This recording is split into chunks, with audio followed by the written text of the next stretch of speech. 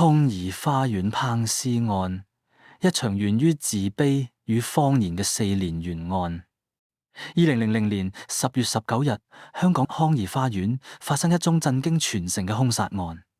年僅30歲、年薪百萬嘅韓國籍銀行高層文慧娥 Erica 喺自家門外被發現身中19刀，倒臥血泊之中，送院後傷重不治。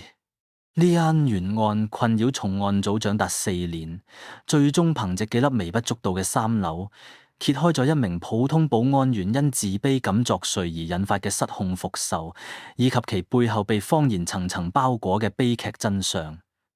謎案開端，無頭公案。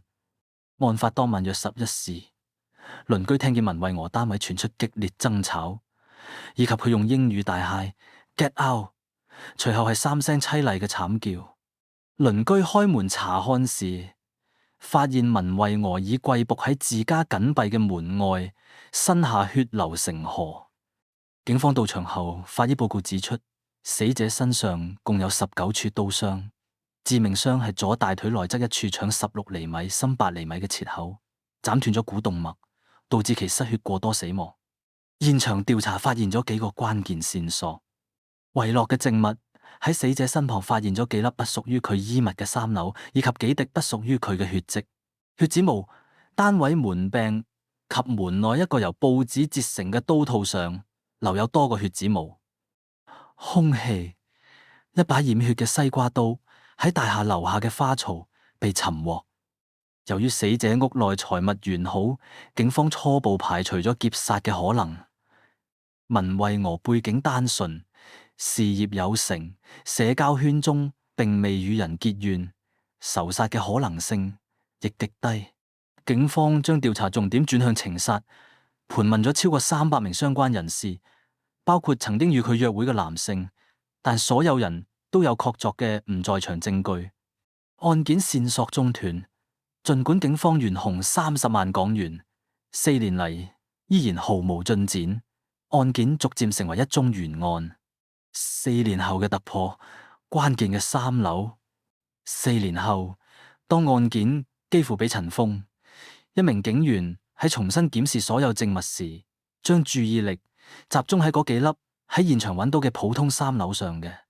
經過仔細比對，一個驚人嘅事實浮現：呢啲3樓嘅款式同康怡花園保安員制服上嘅紐扣完全相同。呢個發現徹底扭轉咗調查方向。兇手極可能係一名保安員，或偽裝成保安員犯案。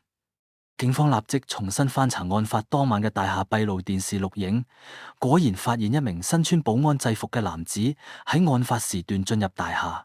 經管理處核實，該男子為前保安員馮柏祥，佢早已離職，並且喺離職嘅時候並未按規定交還制服。所有線索喺4年後終於清晰地指向咗同一個目標：前保安員馮柏祥。動機溯源，一次投訴引發嘅殺機，一個係金融齊女，一個係基層保安，兩人看似毫不相干嘅人生，其致命嘅交集源於案發前數月嘅一次普通投訴。2000年年中，文慧娥因為單位門鐘常被滋擾而向管理處投訴，當時在職嘅馮柏祥被派往處理。由於文慧娥唔渣粵語，而馮柏祥嘅英語能力有限，雙方溝通不暢。事後，文慧娥因為不滿馮柏祥嘅服務態度而作出正式投訴，管理處要求馮柏祥向其哋道歉。1個半月後，馮柏祥收到公司嘅解雇信。喺佢扭曲嘅認知中，佢將失業完全歸咎於文慧娥嘅投訴，認為係呢個高高在上嘅女人毀咗佢嘅工作，從而心生怨恨，萌生報復之念。然而，事實嘅真相係，保安公司解雇馮柏祥與文慧娥嘅投訴並冇直接關係。真正嘅原因係公司喺背景審查嘅時候，發現馮柏祥隱瞞咗自己曾有非禮及刑事毀壞嘅案底。根據公司規定，此類行為足以構成即時解雇。文慧娥嘅投訴充其量只係一條導火線，真正引爆悲劇嘅係馮柏祥自身嘅過去與欺瞞。可惜佢選擇沉浸喺受害者嘅角色中，為自己嘅失敗尋找咗一個外部嘅代罪羔羊。真相還原同法律制裁。